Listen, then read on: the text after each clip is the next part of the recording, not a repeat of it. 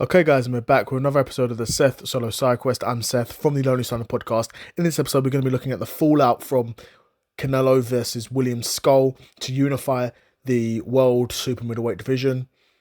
Of course, Canelo has the 3 belts, and then William Scull was the IBF world champion. Of course, Canelo did have the IBF championship, but he lost that when he didn't fight the mandatory challenger, William Scull. Canelo, at the time, decided to fight Berlanga, who he beat. But that resulted in the IBF stripping Canelo of the world title. And then to win the title, Skull fought this guy, this Russian guy, I forget his name. But he beat him. And now William Skull's a world champion facing Canelo in a unification match. So this is Canelo's first fight outside of North America. First fight in Saudi. Was paid the bag by Turki Al-Sheikh. Given the bag by him, right? So Canelo was getting paid very, very handsomely for this fight. Unfortunately, the fight didn't really live up to expectations in terms of, the amount of action and it being a war and a brutal battle. Even in terms of Canelo dominating and putting a beating on William Scull, that didn't really happen either. It was pretty much William Scull staying on the outside, moving around, basically doing nothing, and Canelo would occasionally step in with a jab or leap in with a hook, land it, and basically come back out of range and continue to sort of feint and walk him down. Like I said, very boring fight. Basically, nothing happened the entire fight.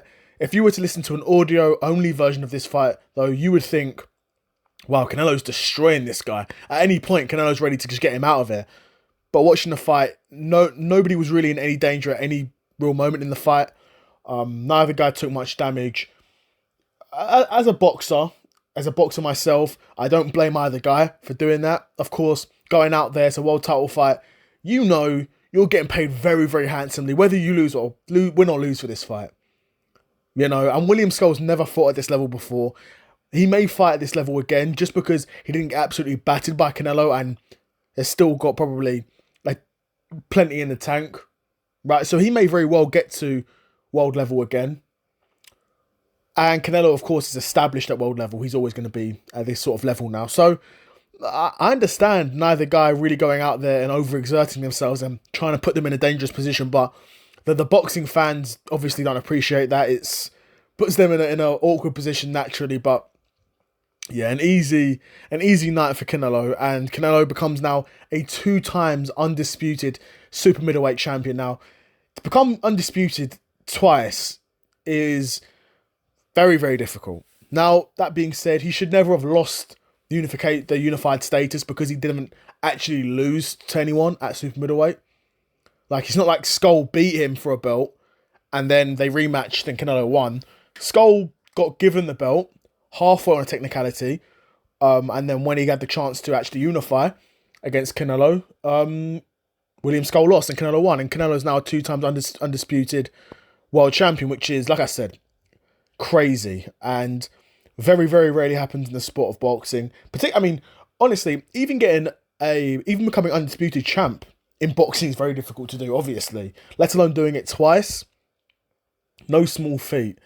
And everyone that knows me knows the Seth Solo Side Quest.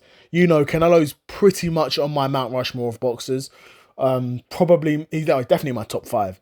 Definitely in my top 5, and rightfully so. This dude can do almost anything you need in a boxing match. And like I said, when I was talking about Devin Haney as well, you're looking at a guy like Canelo, even on an off night. A Canelo off night is him becoming an undisputed champion. Some guys on the off night get knocked out in the first round. So there's levels to this game, and a huge win for Canelo. And obviously, what he's going on to next, the fight that was next announced for Canelo, is a huge fight.